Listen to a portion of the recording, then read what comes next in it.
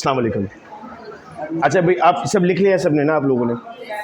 अब इसमें जो हम डिस्कस कर रहे थे ना आज, वो हम डिस्कस करेंगे कि सर चैप्टर नंबर 1 से हमें कौन कौन से ऐसे पॉइंट्स हैं जो एमसीक्यूज़ में पूछे जा सकते हैं। ठीक है, अब इस वक्त बोर्ड पर सारे पॉइंट्स लिखे हुए और वो कॉपी भी कर लिए थे आपने। वन बाय वन पढ़ते हैं और साथ में ईयर्स भी हमने लिखे हुए उनके कि कौन सा किस ईयर में पूछा गया था। सबसे पहला हमने यहाँ पर लिखा physics is an experimental science. तो इसका क्या मतलब है? साइंस सर दो तरह की होती है, एक को आप नाम देते हो ऑब्जर्वेशनल, एक को आप कहते हो एक्सपेरिमेंटल। सपोज करो अगर मैं आपको कहता हूँ मैथ्स, तो क्या मैथ्स के प्रैक्टिकल होते हैं कभी? नहीं। तो वो कौन सी साइंस है? ऑब्जर्वेशनल साइंस है, कैलकुलेट करते हो ना, या मैं उसको थ्योरेटिकल भी कह सकता हूँ। लेकिन फिजिक्स में हम कहते हैं एक्सपेरिमेंट्स होंगे, लैब्स में परफॉर्म करना होगा, तो वो कौन सी साइंस बन जाएगी? एक्सपेरिमेंटल साइंस बनेगी। तो ये पहला पॉइंट हो सकता है। सवाल किस तरह का आएगा? विच of the following is an experimental science. ना सिर्फ फिजिक्स बल्कि इसमें बायोलॉजी, केमिस्ट्री, कंप्यूटर साइंस, ये सब भी कौन सी साइंसेज बनेंगी? एक्सपेरिमेंटल साइंसेज बनेगी। सेकंड में हमने लिखा Chinese manufactured paper for the first time. पहली मरतबा जो पेपर हम यूज़ करते हैं वो चाइनीज़ ने बनाया था और फर्स्ट पेपर को नाम दिया था पेपीच्यू। तो ये भी हम याद करते हैं एमसीक्यू के लिए। Egyptian measured the level of river Nile. दरिया नील में जो फ्लड लेवल चेक किया गया था, पहली मरतबा सैलाब का जो लेवल चेक किया गया था वो इजिप्ट के लोगों ने किया था। तो हमने कहा इजिप्शियन ने ये काम सबसे पहले किया था। इंडस वैली के लोगों ने डेसिमल सिस्टम बनाया। डेसिमल सिस्टम किसे कहते हैं? बोले, जो पॉइंट्स लग रहे होते हैं हमारे वो कहलाता है डेसिमल सिस्टम। तो यहाँ आ जाएगा इंडस वैली के लोगों ने डेसिमल सिस्टम बनाया। Greek period was the period of invention. Question आता है चल कितने पीरियड्स होते हैं किसी भी साइंस में? 3। एक कहलाता है ग्रीक पीरियड, एक कहलाता है मुस्लिम पीरियड, एक कहलाता है मॉडर्न पीरियड। आगाज़ ग्रीक पीरियड से है, फिर मुस्लिम पीरियड है, फिर मॉडर्न पीरियड है। तो जो एरिया ऑफ इन्वेंशन है वो क्या है? ग्रीक पीरियड था। अच्छा, यहाँ पर एक कन्फ्लिक्ट है। सवाल आता है which of the following scientist worked on laws of motion. हमें क्या लगता है किसने काम किया था लॉज ऑफ मोशन पे? न्यूटन ने काम किया था, क्योंकि हमने तो चैप्टर 3 और 4 में ये पढ़ा है। लेकिन सबसे पहला काम इस पर किया था गैलीलियो गैलीली ने। बुक में लाइन लिखी हुई है। एमसीक्यूज इसलिए मुश्किल होते हैं क्योंकि वो बुक की एग्जैक्ट लाइन उठाकर देता है आपको। तो अगर हमने बुक की लाइंस नहीं पढ़ी होती हैं तो प्रॉब्लम आता है। लॉज ऑफ मोशन न्यूटन ने बाद में डिस्कवर किए थे, पहले डिस्कवर किसने किए थे? गैलीलियो गैलीली ने। किताबुल, 2 लोग, किताबुल मनाजिर वॉज रिटन बाय इब्नुल हैशम।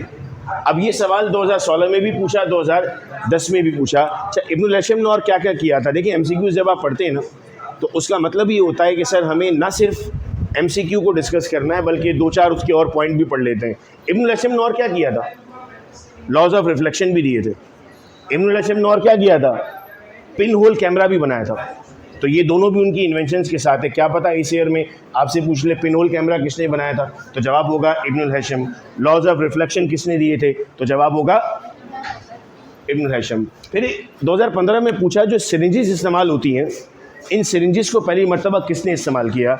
हम बोली सीना, या इसे हम इब्ने सीना भी कहते हैं, इसे फादर ऑफ तिब भी कहते हैं, फादर ऑफ मेडिसिन भी कहते हैं। इनकी किताबें भी थीं, अल कानून फित तिब। तो हो सकता है उससे भी कोई सवाल पूछ लिया जाए हमसे। फिर हमने लिखा 19वीं century is the time of electrical energy. यानी कौन सी सदी में इलेक्ट्रिकल एनर्जी बनी? इट वाज 19वीं सेंचुरी जिसमें इलेक्ट्रिकल एनर्जी बनाई गई। 20वीं सदी को हमने नाम दिया सेंचुरी ऑफ फिज़िक्स। अब आप कहेंगे सर इससे क्या मुराद है? इसमें तो हर सेंचुरी ऑफ फिज़िक्स हो सकती है। देखिए अगर मैं आपसे पूछूं कि पिछले 3-4 सालों में कौन सी साइंस ने सबसे ज़्यादा डेवलप किया, एनईडी यूनिवर्सिटी में जब एडमिशन्स होते हैं ना तो वो रैंकिंग के हिसाब से होता है। हर साल मैकेनिकल और इलेक्ट्रिकल टॉप करती थी, लेकिन इस मरतबा टेली कम्युनिकेशन और कंप्यूटर साइंस से टॉप किया। क्योंकि पिछले 3 सालों में टेक्नोलॉजी ने बहुत इवॉल्व किया ना खुद को। ऑनलाइन शोज़ आपने देखे, ऑनलाइन बुक रीडिंग आपने देखी। फूड पांडा आज से 3-4 साल पहले तो नहीं था, कोविड में और बहुत ज़्यादा डेवलप हो गया था ये। तो अगर मैं कहूँ ये एरा किसका है तो मैं कहूँगा ये एरा टेक्नोलॉजी का है। बिल्कुल वैसे ये वाली सेंचुरी किसको मिली? फिज़िक्स को मिली, कि सेंचुरी में फ़िज़िक्स की बहुत सारी इन्वेंशंस हुई होंगी। फिर 3 सिस्टम्स हैं, CGS, MKS और FPS। CGS का मतलब था सेंटीमीटर, ग्राम और सेकंड। MKS का मतलब था मीटर, किलोग्राम और सेकंड। FPS का मतलब था फुट, पाउंड और सेकंड। इससे मुराद ये थी कि सर यहाँ पर लेंथ का यूनिट सेंटीमीटर है, यहाँ लेंथ का यूनिट मीटर है और यहाँ लेंथ का यूनिट फुट है। डिफरेंस क्या आ रहा था सर? हर कंट्री अलग फॉलो कर रही थी। तो जब हर कंट्री अलग फॉलो करेगी तो प्रॉब्लम आएगा, यूनिफॉर्मिटी नहीं होगी। ऐसा ही सिस्टम आए थे हमारे पास, जैसे आप फुल फॉर्म में कहते हैं सिस्टम इंटरनेशनल, और इट वाज ईयर 1960, 1960 में पहली मर्तबा हमें फ्रांस में म्यूज़ियम में ये तमाम सिस्टम सेट कर दिए गए और कहा अब से हम फॉलो करेंगे इनको। टोटल 7 हैं। तो लिखा हमने 7 फिजिकल क्वांटिटी, इनको फिजिकल भी कहते हैं, बेसिक भी कहते हैं। 7 हैं। कौन कौन सी है मेंशन किया हमने? लेंथ का unit metre, mass kilogram, time second, current ampere, temperature kelvin. Luminous intensity का 2 साल पूछ लिया गया, 14 में भी 18 में भी, कि व्हाट इज़ द यूनिट। अब देखो, हम इंपॉर्टेंट पॉइंट नहीं कह रहे, हम कह रहे हैं कि मोस्ट प्रोबेबल पॉइंट्स कौन से हैं। तो अगर एक पूछा है ना तो आप सारे याद कर लें, क्या पता आपके ईयर में इनमें से कोई पूछ लिया जाए। एक पेपर होता है इंपॉर्टेंट पेपर, एक होता है प्रोबेबिलिटी पेपर। इंपॉर्टेंट पेपर के चांसेस होते हैं ना, लगेगा या नहीं लगेगा। जो प्रोबेबिलिटी का पेपर है उसमें हमें पता होता है क्या सवाल पूछा जा रहा है। अगर एक साइंटिस्ट का पूछ लिया तो आपने 6 और याद कर लिए कि जी ये भी तो आ सकते थे। अगर एक क्वांटिटी का पूछ लिया तो आपने 7 याद कर लिए। अच्छा, पेपर में सवाल आता है which of the following is a drive quantity. अब ड्राइव क्वांटिटी वो होती है जो फिजिकल क्वांटिटी से मिलकर बनती है, और आपको पता है ड्राइव क्वांटिटीज़ की तादाद हज़ारों में हो सकती है। तो अब कितनी आप याद करेंगे? फोर्स है, एक्सेलरेशन है, वेलोसिटी है, पता नहीं कितनी क्वांटिटीज़ हैं। तो हमने एक जुमला यहाँ पर देखिए लिखा है, all other quantities are derived quantities. Total कितनी बेसिक हैं? 7, और 7 के अलावा जितनी और हैं वो सब क्या हैं? वो सब ड्राइव है। तो अब आपको याद करने की ज़रूरत नहीं है कि कौन कौन सी ड्राइव है, यहाँ से आपका सवाल आराम से निकल आएगा। ये सवाल बहुत ईयर में पूछा गया, तो हमने इस पॉइंट को नोट कर लिया कि the light year is a unit of distance. एक साल में कितने दिन होते हैं? 365.25। ये जब हम मास ऑफ सन कर रहे थे तब भी हमने पढ़ा था। 0.25 क्या एक्सप्लेन कर रहा है?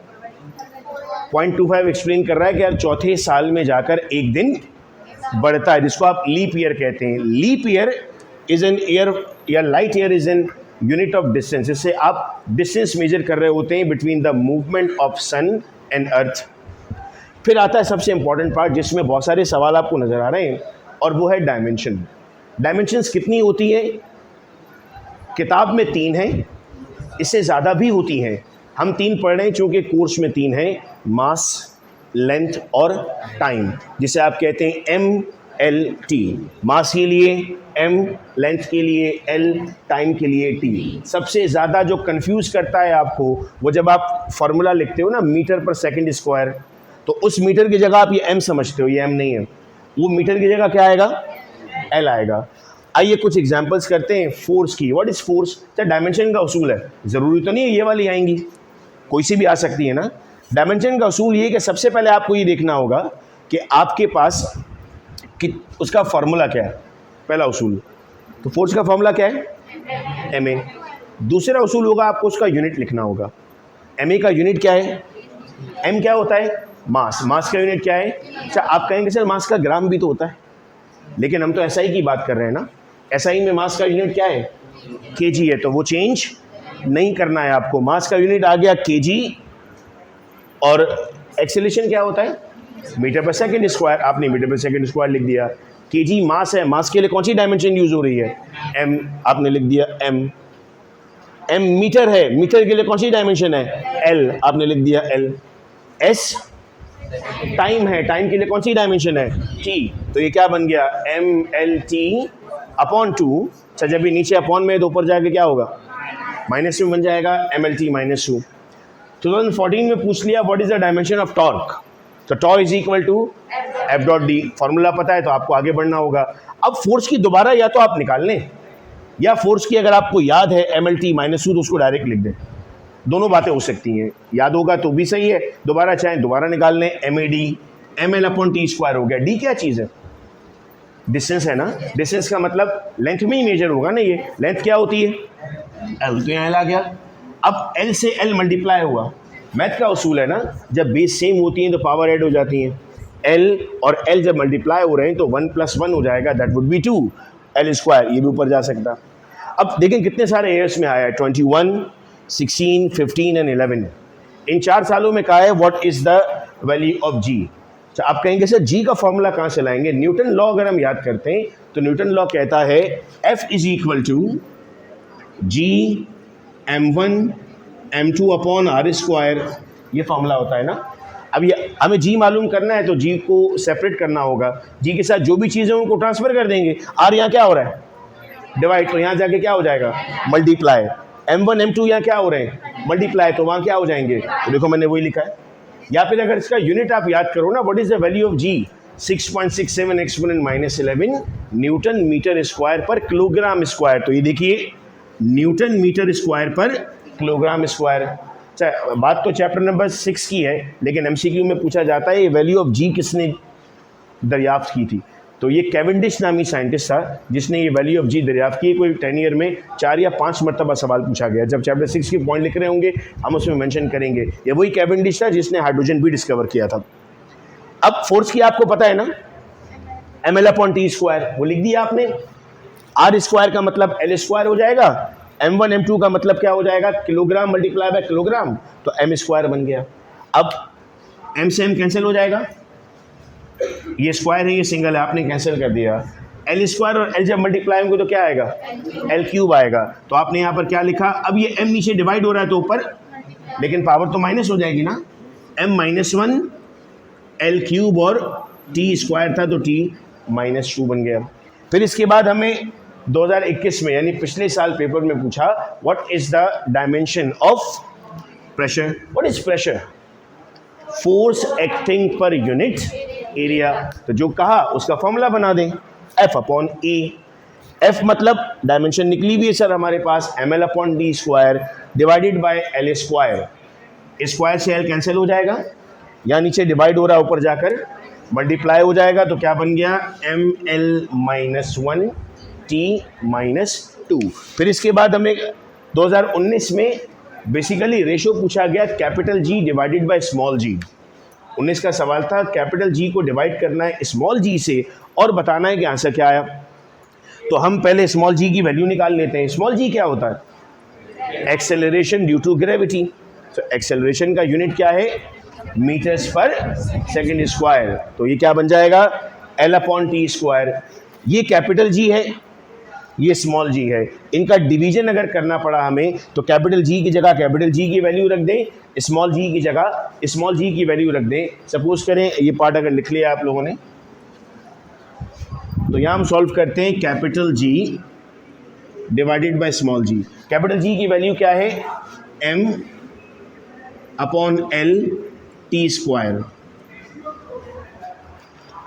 बल्कि नहीं सॉरी, ये लिख दिया हमने, तो ये वैल्यू है ना, अपॉन ml/3t²।